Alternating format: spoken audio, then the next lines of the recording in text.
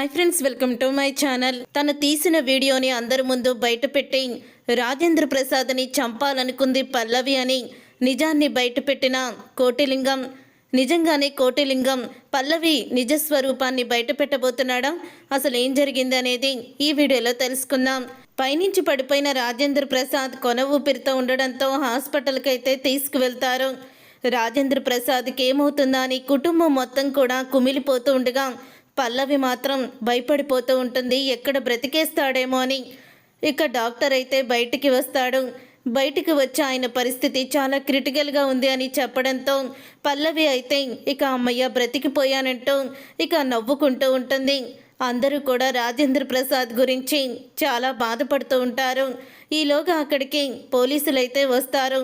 పోలీసులు రావడంతో అప్పుడే ఇక ఇన్స్పెక్టర్ అయితే ఇలా అంటూ ఉంటాడు, మీరందరూ కింద పార్టీలో ఉండగా రాజేంద్ర ప్రసాద్ గారు అసలు టెర్రస్ మీదకి ఎందుకు వెళ్ళారు అని అడుగుతూ ఉంటే, అవని వల్లే ఇదంతా జరిగింది, అవని వల్ల మావయ్య డిస్టర్బ్ అయ్యారు అని అంటూ ఉంటుంది పల్లవి. నా వల్ల డిస్టర్బ్ అవడం ఏంటి అని అంటూ ఉంటుంది అవని. నువ్వు మావయ్య గారితో గొడవ పడడం నేను చూశాను అని అంటూ ఉంటుంది పల్లవి. అప్పుడు ఇక పార్వతి అయితే షాక్ అయిపోతూ, ఏంటి నువ్వు గొడవ పడ్డావా అని అడుగుతూ ఉంటే, అవునత్తయ్య గొడవ పడింది, నా కళ్ళారా నేను చూశాను అని పల్లవి అయితే అంటూ ఉంటుంది. అప్పుడు ఇక అక్షయ్ కూడా అవనిని నువ్వు నాన్నతో మాట్లాడావా అని అడుగుతూ ఉంటాడు. అప్పుడు ఇక అవని అయితే మాట్లాడానండి, కానీ నేను మావయ్య గారిని గొడవ పడలేదు, బాధ పెట్టలేదు అని అవని అయితే చెప్తూ ఉంటుంది.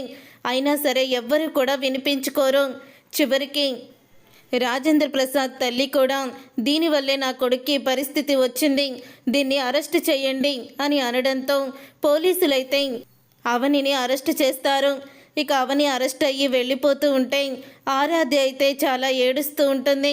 నాకేం తెలీదు, నేను మావయ్య గారిని ఏమీ చెయ్యలేదు అని అవని అయితే ఇక అక్షయ్ వైపు చూస్తూ ఉంటుంది. ఏమీ చెయ్యలేని పరిస్థితుల్లో అందరూ కూడా ఉంటారు. అమ్మ అమ్మ అంటూ ఆరాధ్య అయితే ఏడుస్తూ ఉంటుంది.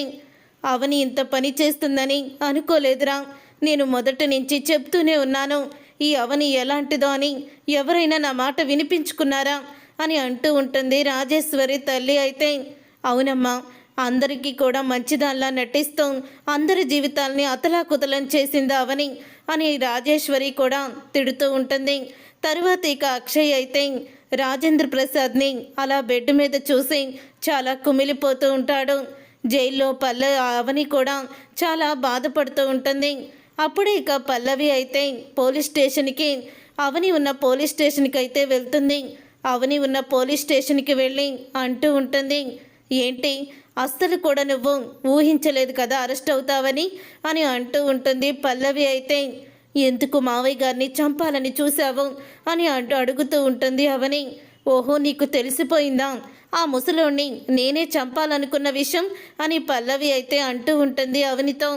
అసలు నువ్వు ఇంత దుర్మార్గురాలివా? దేవుళ్ళంటే మావయ్య గారిని పైనుంచి కిందకి తోసేయడానికి నీకు మనసు ఎలా ఒప్పింది అని అడుగుతూ ఉంటుంది అవని. లేకపోతే ఆ ముసలోడు నువ్వే మా నాన్న కూతురు అని అందరి ముందు బయట పెట్టడమే కాకుండా నేను ఈ కుటుంబాన్ని నాశనం చేయడానికి వచ్చానని కమలబాబుతో కూడా చెప్పేస్తానన్నాడు. కాళ్ళు పట్టుకొని బ్రతిమిలాడాను, ఏడ్చాను, అయినా నా మాట విన్నాడా? చివరికి నేను చచ్చిపోతాను అంటే నువ్వు ఉండి ఈ ప్రపంచానికి ఎవ్వరికి కూడా అవసరం లేదు, చచ్చిపో అన్నాడు. అందుకని నన్ను చచ్చిపోవాలని కోరుకున్న అతన్ని నేనే పైకి పంపిద్దామని అనుకున్నాను. కానీ ఇంకా భూమి మీద నూకలున్నట్టున్నాయి, కొన ఊపిరితో కొట్టుకుంటున్నాడు. ఆ ఊపిరి కూడా ఆగిపోతే ఇటు నువ్వు జైలుకి పోతావు, అటు ఆయన పోతాడు అని అంటూ ఉంటుంది పల్లవి అయితే. అప్పుడే ఇక జైల్లో నుంచి పల్లవి పీక పట్టుకుంటుంది అవని. నీలాంటి దాన్ని ఎన్ని తప్పులు చేసినా కన్నయ్య ముఖం చూసి వదిలేశాను చూడు, అది నేను చేసిన తప్పు. ఆ రోజే నిన్ను పీక నొక్కి చంపేస్తుంటే నా కుటుంబం ఇలా అయ్యేది కాదు అని అంటూ అవని అయితే పల్లవి పీక పట్టుకుంటుంది. హెల్ప్, కాపాడండి అని అంటూ గట్టిగా అరుస్తుంది పల్లవి అయితే. అప్పుడే ఇక పోలీసులు వచ్చి, ఏంటమ్మా ఇది, అసలు ఆవిడ్ని పీక ఎందుకు పట్టుకున్నావు, నువ్వు చంపేస్తావా ఏంటి అని ఇన్స్పెక్టర్ అయితే అంటూ ఉంటాడు. చూడండి సార్, మా మావయ్య గారిని ఎందుకు పైనుంచి తోసేసావంటే తను నన్ను కూడా చంపేస్తానని ఎలా ప్రవర్తిస్తుందో, ఇలాంటి క్రిమినల్ని త్వరగా కోర్టుకి తీసుకువెళ్ళి శిక్ష పడేలా చెయ్యండి అని అంటూ ఉంటుంది పల్లవి. ఆ తరువాత ఇక ఆరాధ్య అయితే అవని కోసం ఏడుస్తూ ఉంటుంది. అప్పుడు ఇక కోటిలింగం ఆరాధ్య దగ్గరికి వచ్చి, అమ్మ ఆరాధ్య, ఏడవకమ్మా, ఏమి పర్వాలేదు, అమ్మ బయటికి వస్తుంది, అమ్మ ఎంతో మంచిది అని కోటిలింగం అంటూ ఉంటాడు. అమ్మ ఎప్పుడూ కూడా తాతయ్యని ఒక్క మాట కూడా అనలేదు, తాతయ్య ఇలా అవడానికి అమ్మ కారణం కాదు అని ఆరాధ్య అయితే ఇక ఏడుస్తూ ఉంటుంది. అప్పుడు ఇక ఆరాధ్య అలా ఏడుస్తూ ఉండగానే ఇంతలో ఇక కోటిలింగం అయితే ఫోన్ అయితే చూస్తూ ఉంటాడు. ఇదిగో ఫోన్లో చూడు, ఫోన్ చూసుకో కాసేపు అని అంటూ ఉంటే, వద్దు నేను చూడను అని ఆరాధ్య అంటూ ఉంటుంది. అప్పుడే ఇక కోటిలింగం ఫోన్ అయితే ఓపెన్ చేస్తాడు. ఇక ఫోన్ అలా ఓపెన్ చెయ్యంగానే వీడియో అయితే బయటపడుతుంది. ఇదిగో తాతయ్య కింద పడిపోయేటప్పుడు వీడియో ఇది అని అంటూ చూస్తూ ఉంటారు. అప్పుడే ఆరాధ్య కూడా అలా చూస్తూ ఉండగానే పైనుంచి ఇక పల్లవి అయితే రాజేంద్ర ప్రసాద్ని తోసేసినట్టు కనపడుతుంది. అది చూసి ఆరాధ్య కోటిలింగం షాక్ అయిపోతూ ఉంటారు. అప్పుడే ఇక అంటే అమ్మ కాదురా, మీ తాతయ్యని పైనుంచి తోసేసింది ఆ పల్లవి అని అంటూ ఉంటాడు కోటిలింగం.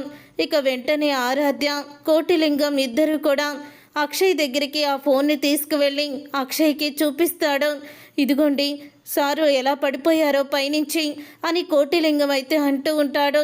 అప్పుడే ఇక పల్లవియే పైనుంచి రాజేంద్ర ప్రసాద్ని తోసేసిందని ఆ వీడియోలో చాలా క్లారిటీగా ఉంటుంది. అది అందరూ కూడా చూస్తారు. ఇక అందరూ కూడా చూసి షాక్ అయిపోతూ ఉంటారు. అప్పుడే ఇక పార్వతి కూడా చూసి షాక్ అయిపోతూ ఉంటుంది. ఇక రాజేశ్వరి అయితే పల్లవి అన్నయ్యని పైనుంచి తోసేసిందా అని అనుకుంటూ షాక్ అయిపోతూ ఉంటుంది.